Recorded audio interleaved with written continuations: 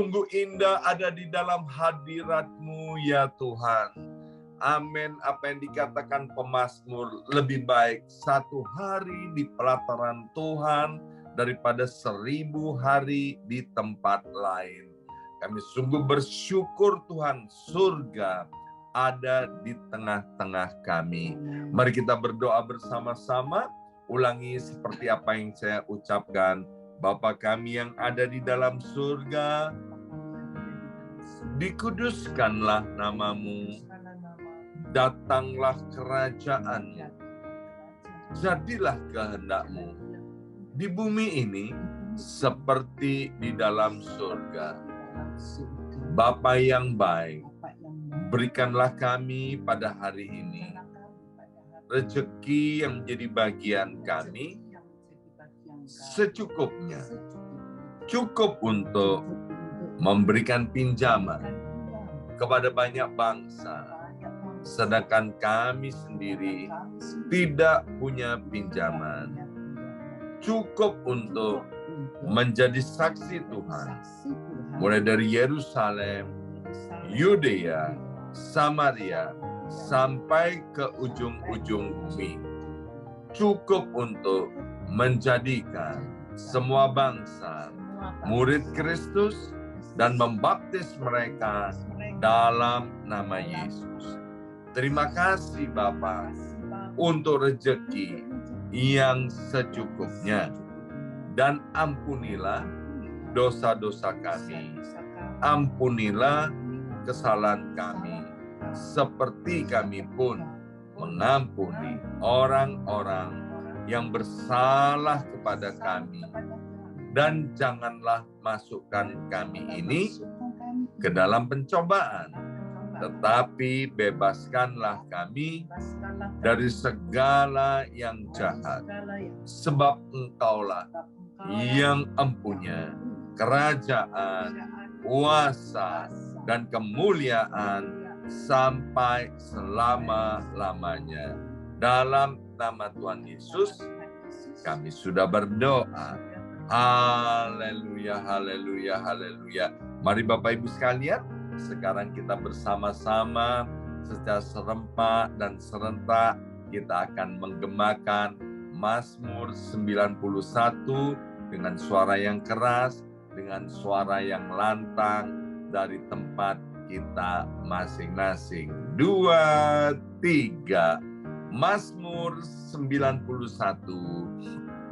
Orang yang duduk dalam lindungan yang maha tinggi dan bermalam dalam naungan yang maha kuasa akan berkata kepada Tuhan, tempat perlindunganku dan kubu pertahananku, Allahku yang kupercayai. Sungguh Tuhanlah yang akan melepaskan aku dari jerat penangkap burung dan dari penyakit sampar yang busuk. Dengan kepaknya Tuhan akan menudungi aku. Di bawah sayapnya aku akan berlindung. Kesetiaan Tuhan ialah perisai dan pagar tembok. Amin, amin, amin. Terjadi di dalam nama Tuhan Yesus. Aku tak usah takut terhadap kedahsyatan malam, terhadap panah yang terbang di waktu siang, terhadap penyakit sampar yang berjalan di dalam gelap, terhadap penyakit menular yang mengamuk di waktu petang. Walau 1000 orang rebah di sisiku dan 10.000 di sebelah kananku, tetapi itu tidak akan menimpa aku. Aku hanya menontonnya dengan mataku sendiri dan melihat pembalasan terhadap orang-orang fasik. Sebab Tuhan ialah tempat perlindunganku yang maha tinggi, telah kubuat tempat perteduhanku. amin, amin, amin. Terjadi di dalam nama Tuhan Yesus. Malapetaka tidak akan menimpa aku, dan tulah tidak akan mendekat kepada kemahku.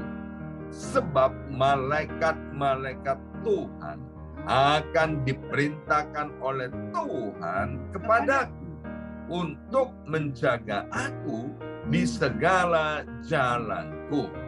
Para malaikat Tuhan akan menatang aku di atas tangannya, supaya kakiku jangan terantuk kepada batu.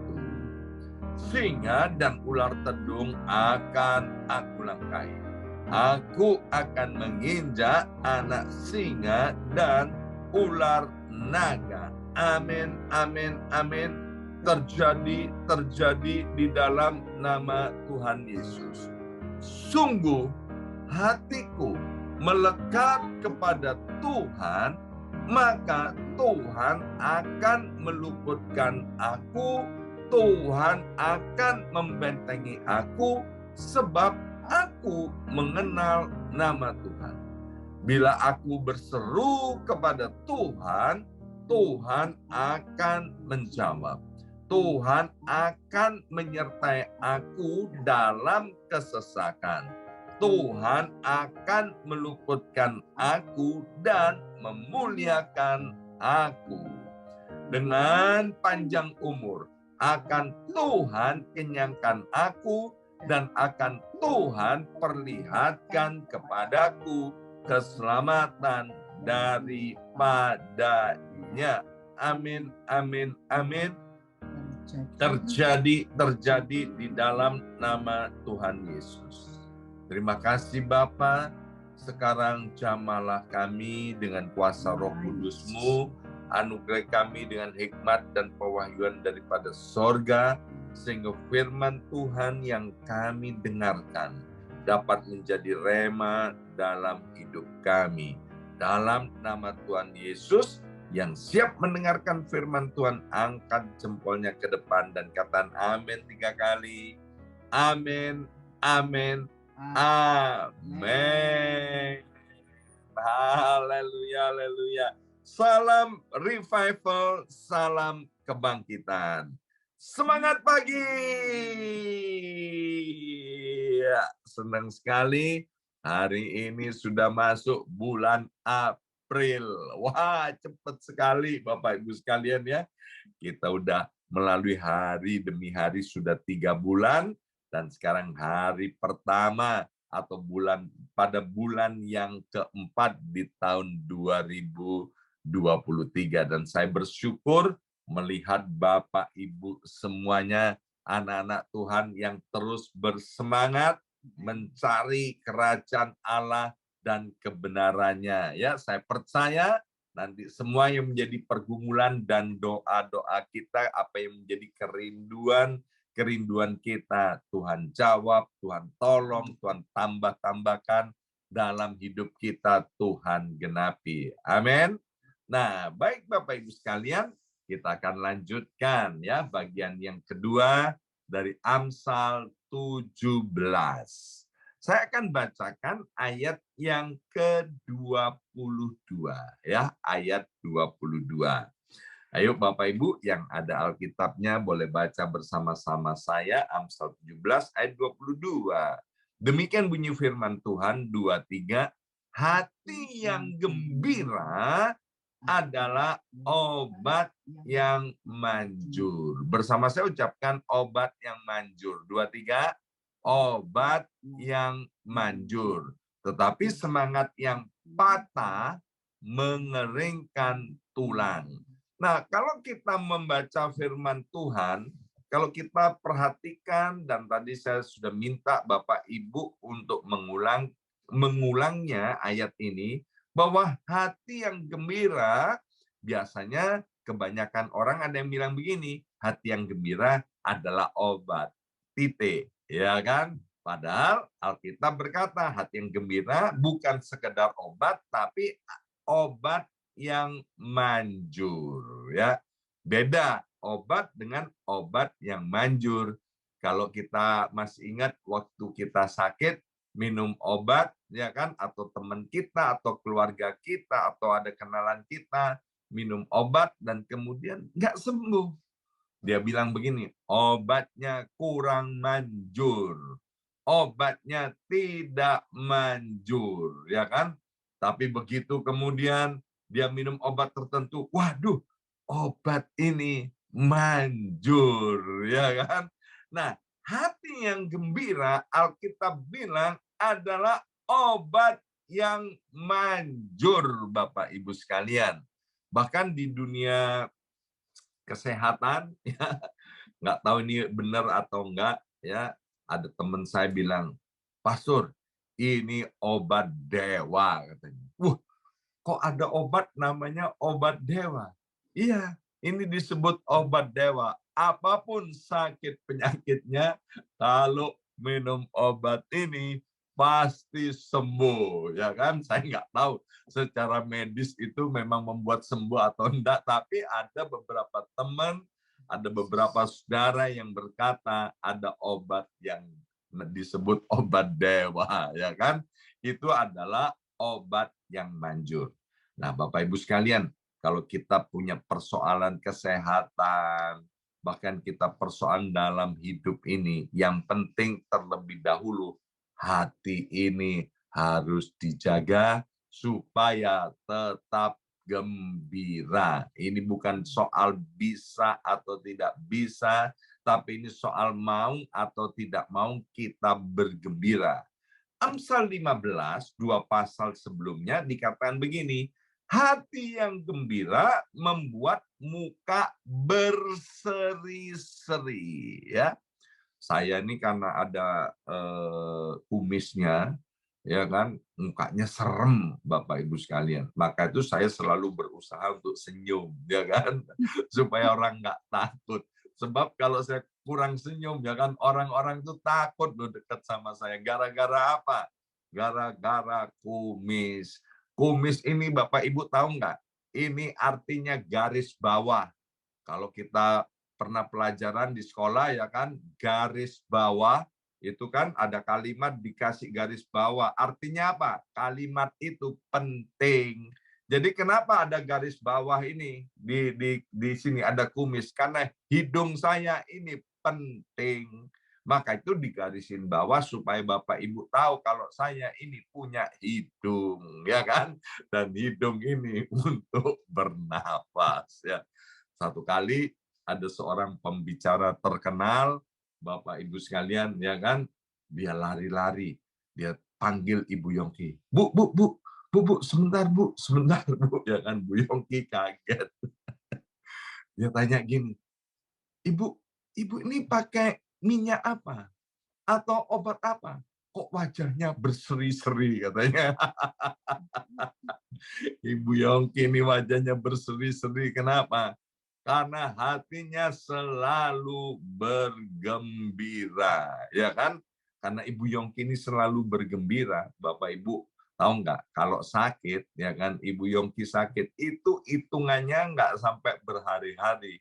Hitungannya itu ya beberapa jam aja kemudian jadi sembuh. Kita bilang, wah luar biasa, ya kan? Mengapa? Karena hatinya selalu bergembira. Nah, kalau buat kita yang hatinya nggak bisa gembira, datang ke kaca.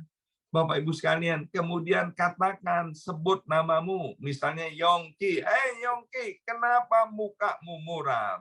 Ya kan? Kamu harus bergembira. Dan kata kitab Amsal tadi, bahwa kalau hati gembira itu membuat muka berseri-seri. Saya tarik-tarik ini. Ayo, senyum, senyum. Senyum, ya kan?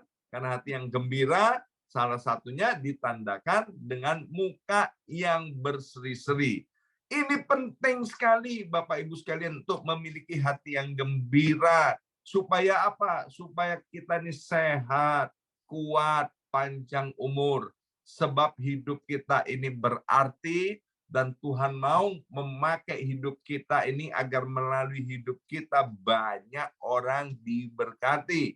Kalau ada orang lemah, ketemu kita yang lemah dikuatkan. Kalau ada yang susah, ketemu dengan kita yang susah dihiburkan. Kalau ada orang yang ruwet, Bapak Ibu sekalian, ya ketemu dengan kita, mereka bisa menemukan solusinya. Maka itu mulai hari ini, please Bapak Ibu sekalian, kita harus jaga hati kita agar kita tetap gembira, ya. Dan kalau muka muram itu, Bapak Ibu sekalian, ada beberapa orang yang punya aliran begini.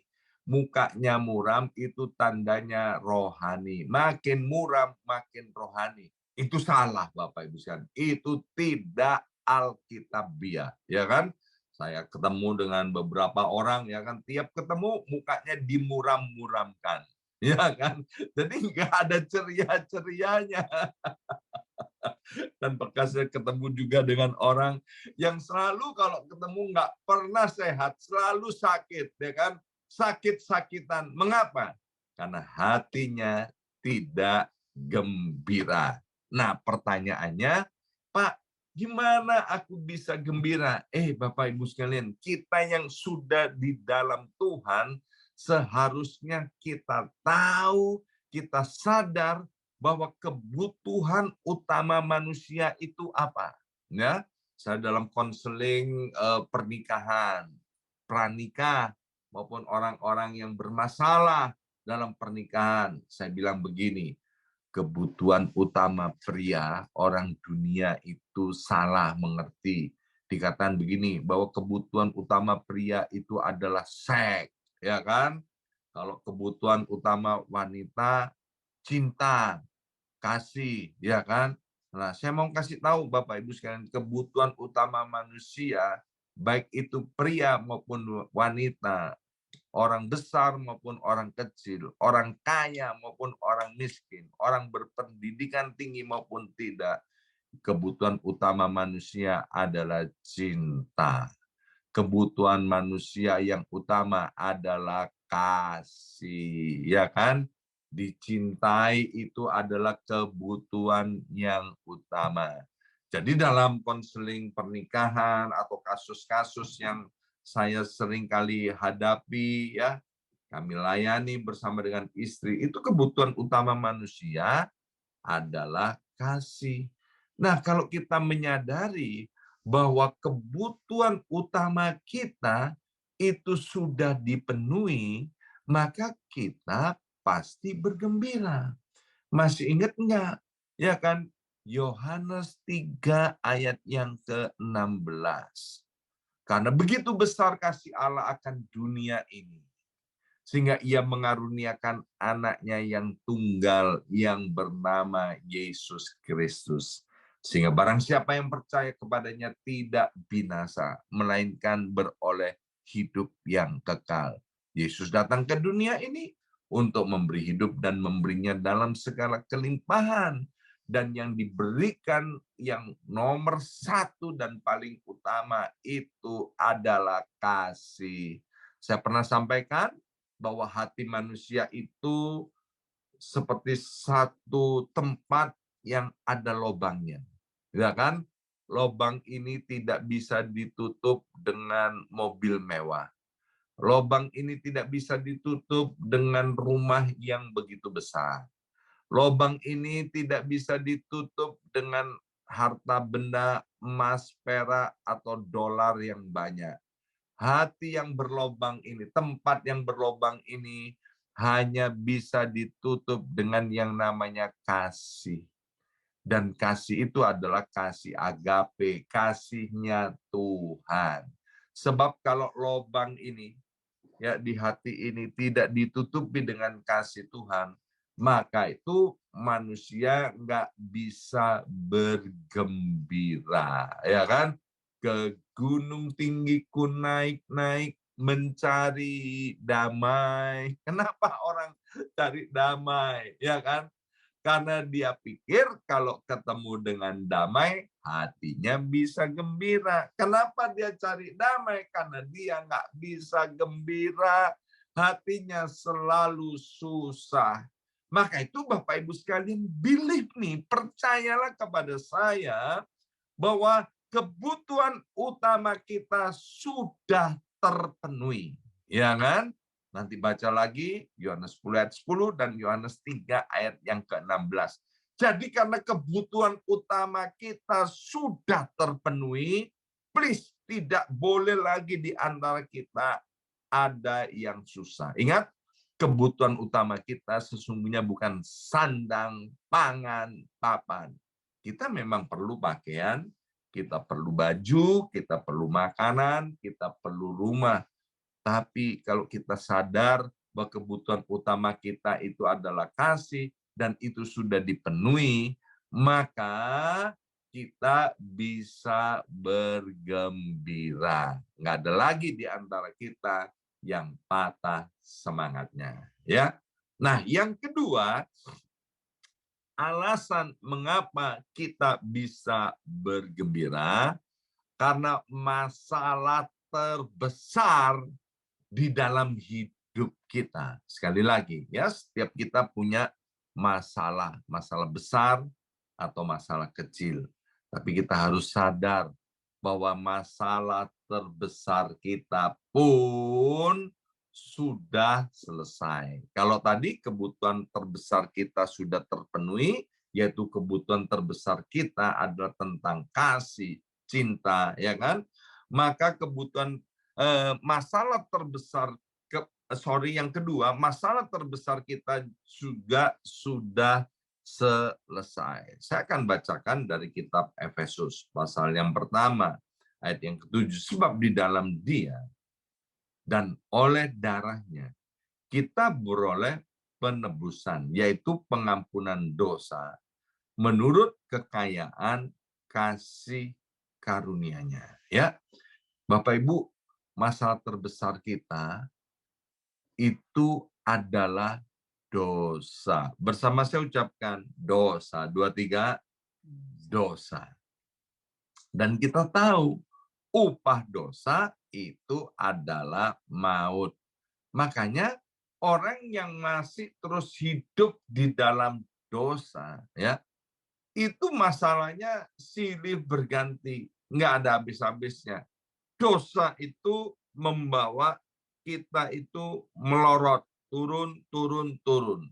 Dosa itu menarik kita ke bawah, ke bawah, ke bawah.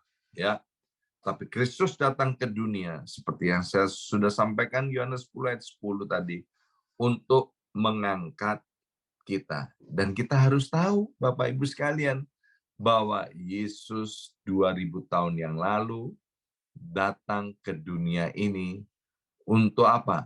Bukan untuk menghukum kita, tapi Dia datang ke dunia ini untuk mengampuni dosa-dosa, kesalahan, dan kejahatan kita. Dan kita harus mengaminkan, harus mempercayai itu. Sebab kalau kita tidak percaya bahwa dosa-dosa kita ini diampuni, ya saya ketemu dengan beberapa orang ya yang hidupnya terus-menerus jatuh bangun di dalam dosa. Mengapa? Karena dia nggak percaya bahwa dia itu sudah ditebus, dosa-dosanya sudah diampuni, darah Yesus itu lebih daripada cukup untuk membuat dosa kita yang merah seperti merah kain kesumba dijadikannya seputih bulu domba. Dosa kita yang semerah kain kirmisi dijadikannya seputih salju. Jangan izinkan hati kita menuduh kita sehingga kita berkata, aduh aku ini nggak layak di hadapan Tuhan. Ya kan, aku nggak pantas. Memang kita sebetulnya nggak pantas, nggak layak di hadapan Tuhan. Tapi siapa yang bisa membuat hidup kita layak kalau bukan Tuhan sendiri? Tuhan itu melayakkan kita, kita yang tidak benar dijadikan benar, bukan karena usaha kita, bukan karena perbuatan baik kita, tapi karena anugerah Tuhan. Amin. Maka itu Bapak Ibu sekalian tidak ada alasan buat kita untuk tidak bergembira. Dan yang terakhir, yang ketiga, mengapa kita bisa bergembira?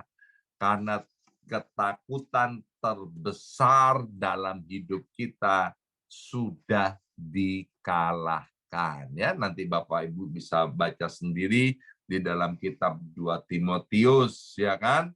Apa sih ketakutan terbesar kepada kita yang ada pada kita? Ini Bapak Ibu sekalian ya. Setiap orang takut mati. Ya Pak ya. Setiap orang percaya begini, kalau mati masuk sorga, ya kan?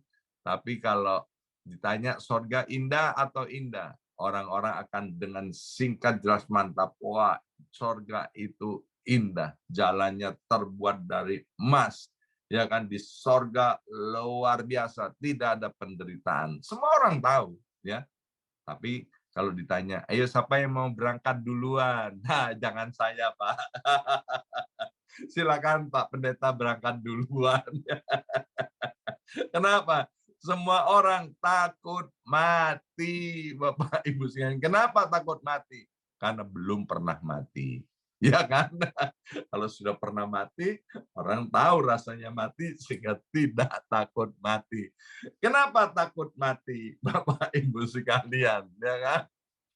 Karena dia nggak tahu setelah mati itu mau kemana. Saya mau kasih tahu Bapak Ibu sekalian, kalau kita berpegang teguh kepada Yesus Tuhan, maka kita nggak perlu takut akan kematian, nggak perlu takut akan maut. Karena sengat maut itu sudah dikalahkan. Percayalah Bapak Ibu sekalian, Yesus Tuhan itu naik ke sorga, ya kan? Dia menyiapkan tempat untuk kita, ya. Maaf Bapak Ibu sekalian, waktu COVID-19 melanda tanggal 20 Maret 2020, saya pikir saya sudah mau mati karena saya ini kan kena COVID amat sangat parah, ya kan? Dan kemudian saya itu berdoa mempersiapkan diri untuk berangkat ke rumah Bapak di sorga. Saya pikir rumahnya sudah selesai, ya kan? Sudah selesai, saya siap-siap, ternyata nggak dijemput. Artinya apa? Rumahnya di sorga belum selesai, dan tugas saya di muka bumi ini belum selesai. Ya, jadi buat kita nggak boleh takut dengan yang namanya maut. Kalau kita nggak takut dengan yang namanya maut, kita nggak takut dengan yang namanya kematian. Tapi artinya gini, Bapak Ibu sekalian, kalau nggak takut akan kematian, kita juga nggak boleh loh mau menyeberang jalan sembarangan. Aku nggak takut mati. Ya kan ada mobil nyebrang, itu mati, konyol Bapak Ibu sekalian ya. Bukan itu yang saya maksudkan. Tapi biarlah kalau kita sadar bahwa ketakutan terbesar kita sesungguhnya bukan karena nggak bisa makan, apalagi kita lagi puasa ini ya. Saya lihat wajah Bapak Ibu mulai kurus, tambah cantik, ya kan, tambah ganteng, ya, lebih keren daripada sebelumnya, ya. Ketakutan terbesar kita itu sesungguhnya yaitu maut itu, kematian. Nah, kalau kita sadar bahwa hari ini kita belajar 3 hal, ya, maka kita bisa untuk bergembira senantiasa. Karena apa? Kebutuhan terbesar kita sudah terpenuhi, masalah terbesar kita sudah Tuhan selesaikan, dan ketakutan terbesar kita sudah dikalahkan. Ya, maka itu mulai hari ini, ayo coba mukanya berseri-seri. Yang nggak bisa berseri-seri ditarik. Ya kan? Kita harus bergembira.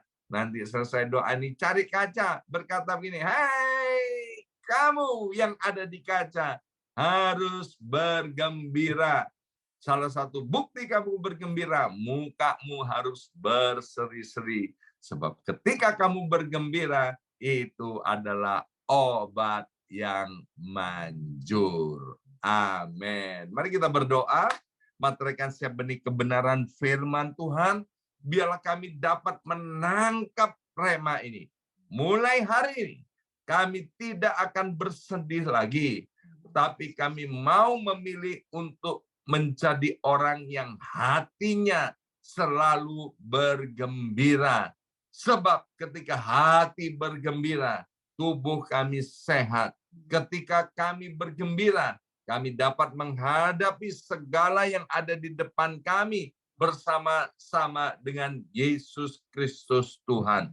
Terima kasih Bapak. Roh Kudus, tolong setiap kami sehingga terus mengingatkan kami. Roh Kudus menolong kami untuk kami terus bergembira di dalam Tuhan. Dalam nama Yesus, kami sudah berdoa. Haleluya. Amin. Amin. Amin.